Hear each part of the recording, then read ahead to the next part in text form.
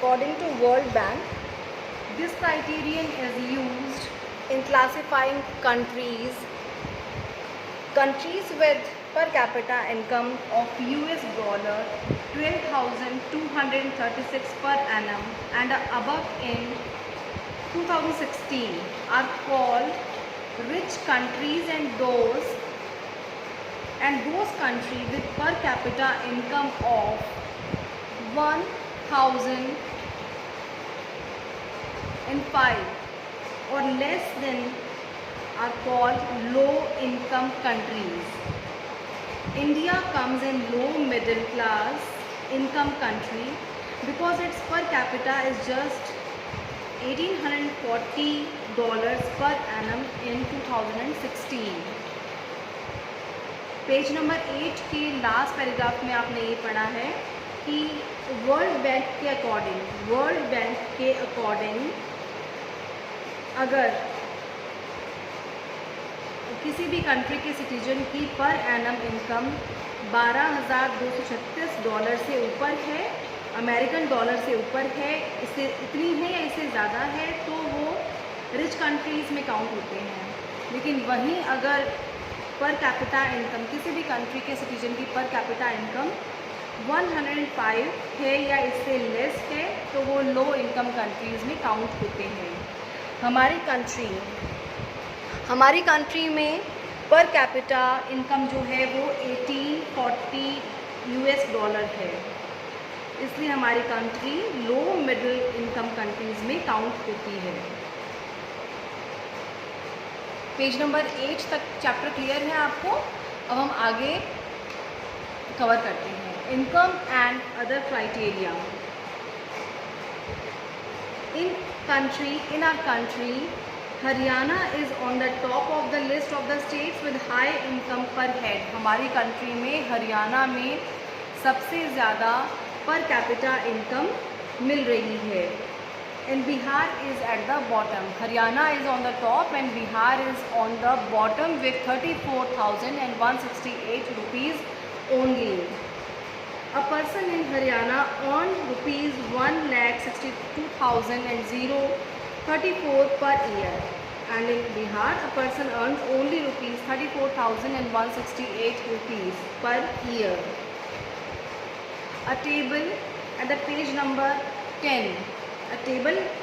number 10. You can see shows us that in Kerala 12 children dies out of 1,000. 12 children dies out of 1,000 before celebrating their first birthday.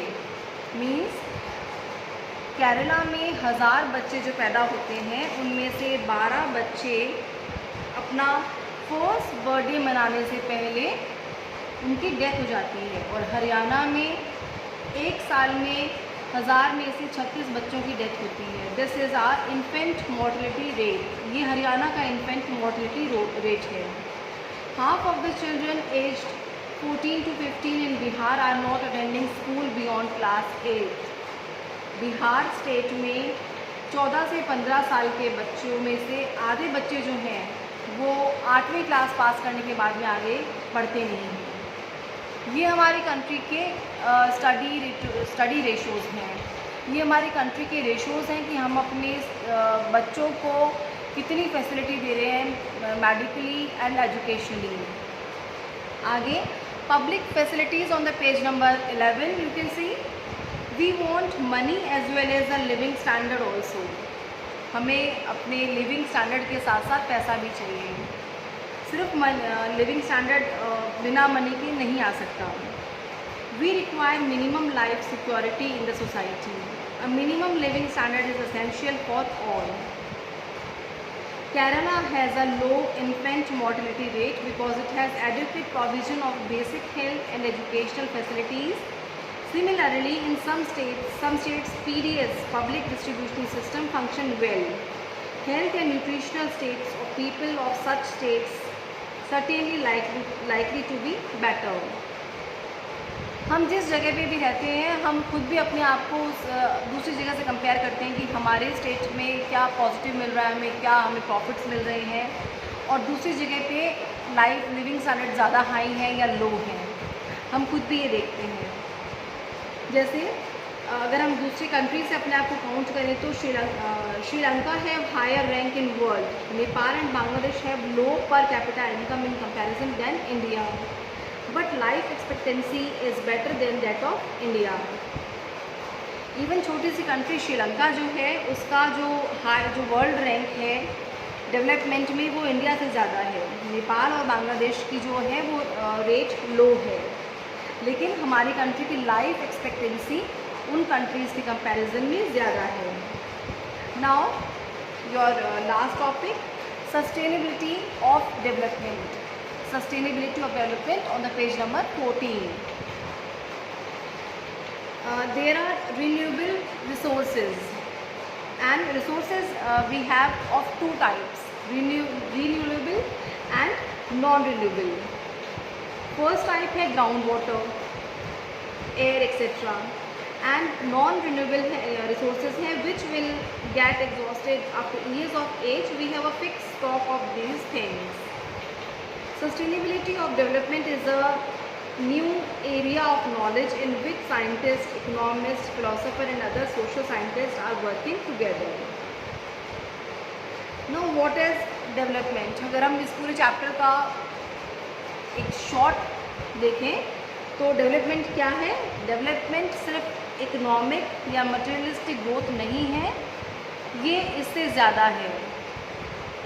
Development का जो definition है वो time के according, जगह के according बदलती रहती है, लेकिन टोटली अगर हम देखते हैं तो व्हाट इज़ डेवलपमेंट? डेवलपमेंट वो है जो हमारी कंट्री में रहकर हमें पर कैपिटा इनकम मिल रही है, प्लस हमारी लाइफ सिक्योरिटी कितनी है, हमें बेसिक फैसिलिटीज़ अवेलेबल है या नहीं, हमें इक्वालिटी मिल रही है, फ्रीडम मिल रही है, लाइफ सिक्योरिटी कितनी है हमारी, ये सब टोटली मिलाकर दिस इज़ कॉल्ड डेवलपमेंट।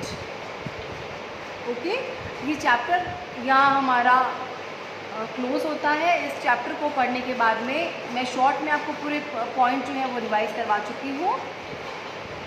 अब ये जो क्वेश्चंस हैं एनसीईआरटी बुक में जो आपकी चैप्टर ख़त्म होने के बाद जो क्वेश्चन आंसर दे रखे हैं, इन क्वेश्चन आंसर्स को अपनी कॉपी में करें एंड लेट मी नो अगर कुछ प्रॉब्लम आ रही है तो आप मुझे बता सकते हैं।